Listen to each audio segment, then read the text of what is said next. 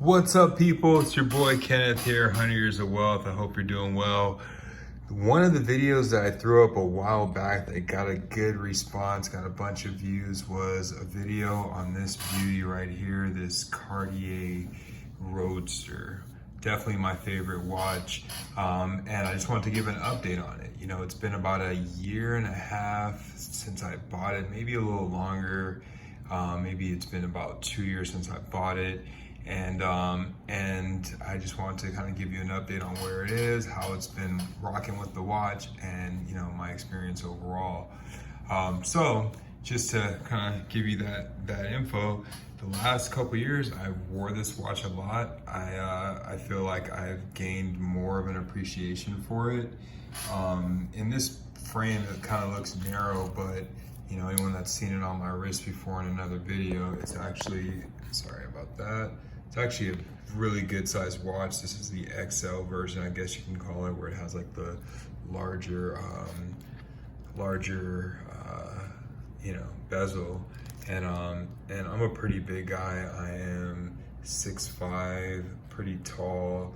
I don't think I have the biggest wrist in the world, but you know, it still looks pretty large on me. But it's a great watch, and I feel like it's low maintenance. You know, I finally learned how to change the date, which was a headache at first, trying to figure that out, but it's very simple to use, very functional, and I get a lot of compliments. People think it's an attractive watch. I do feel like it's very dressy, but even though it's dressy, being stainless steel, not having like, you know, diamonds or anything extra like that, is still something that you can use as like an everyday watch. And that's pretty much what I do. I use it as like an everyday watch. And I greatly enjoy it. I feel like, you know, the only weird thing that's happened to me since I've had the watch was that one time I'm like floating through downtown LA on a scooter, and next thing you know, like one of the links had disconnected, and I realized it was because on the scooters here in downtown LA, you're riding over very bumpy roads, and it was just vibrating. I actually made another video showing you how I fixed it with a pretty cheap repair kit off of Amazon. But that was the only thing that's ever happened with the watch. Thank God I caught the fact that it was loose prior to, you know, like driving too much further on one of those scooters, because it could have possibly just fell out.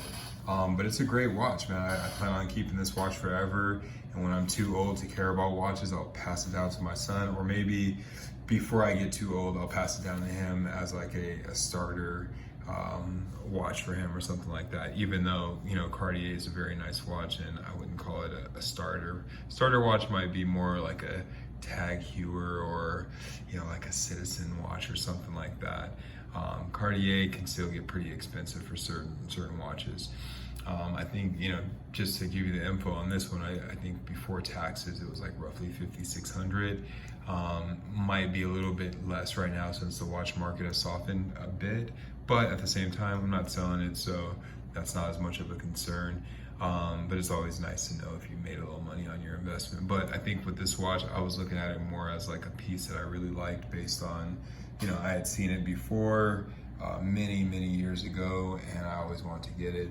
So at this point, I've wore it a lot over the last, you know, 1.5 to 2 years.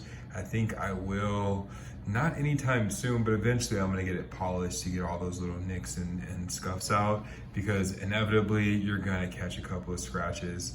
And at first I was super sensitive to it, but then as I went on, I realized a scratch here, a scratch there doesn't really hurt the style of the watch. You obviously want to keep like major issues down. You don't want to be like just bumping and scraping it up. But you know, you're not gonna be too upset if you have a little scuff on it. It's always nice to keep the crystal clear so that you can see through the screen without having like scratches in front of you.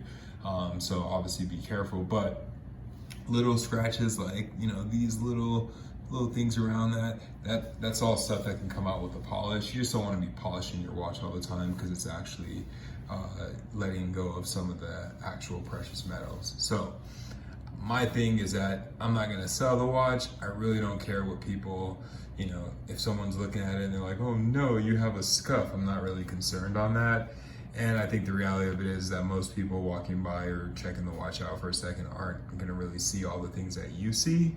So you get it polished when you want to, or you don't. You know, it's really up to you. I think overall it still looks great with the little, you know, price scrapes that it has, but I guess it's refreshing to know, or it's comforting to know that if I wanted to go ahead and just get it buffed out, a light buff should be able to take care of, or a light polish should be able to take care of most of the little surface, little nicks that kind of happen.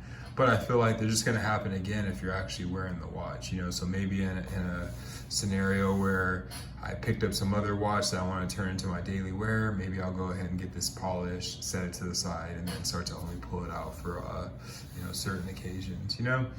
But once again, you know, I just want to bring this back, make an updated video for all the people who had liked the video I made before. I still think this is definitely one of the more beautiful, attractive watches on the market.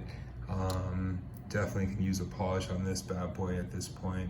Hey, go back and look at that other video and see the differences in the, you know, what's happened to it over a 2-year time frame.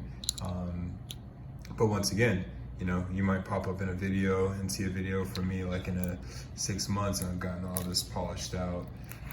But either way, beautiful watch. You know, I wonder what they're going for right at this time. I haven't checked in a while, but nonetheless, still my favorite and probably will remain that for a long time to come. So, hey, like and subscribe to the video. Peace out, fam.